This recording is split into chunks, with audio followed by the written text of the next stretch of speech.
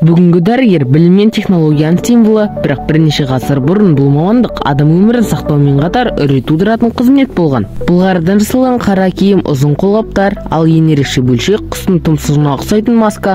Бұл тұмсықтың ішіне розмарин, лаванда, жалбыз, сірке суы сияқты хош иістер салынып, дәрігерлер ауру ауа арқылы тарайды деп сенген. Таяқ ұстаған себебі науқасқа қол тигізбеу, ал науқастар болса бұл адамды көрсе ажал келді деп қорқатын.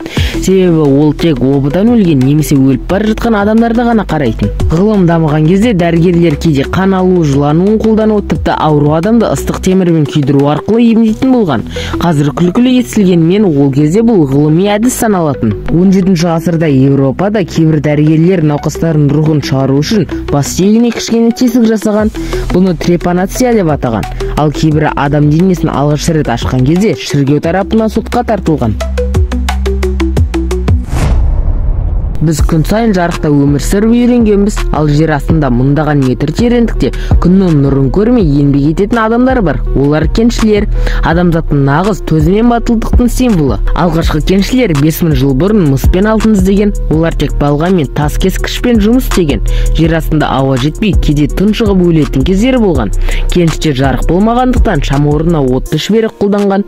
Бірақ от метан газы кезінде ең қауіпті нәрсе еді. Жарылыс бір сәтте жүздеген адамның өмірін алып кететін. 19 ғасырда кеншілер өздерімен бірге канарейка құсын алып жүрген. Неге дейсіз бе? Өйткені бұл құс газға өте сезімтал. Егер құс өліп қалса, демек ауада о бар деген сөз. Яғни құстың өмірі адамның аман қалу үшін сигнал болған. Ал 20 ғасырда бумен жүретін бұрғылар, шынжырлы конвейерлер пайда болды. Қазір шахталарда роботтар, дрондар, лазерлік сканерлер жұмыс істейді.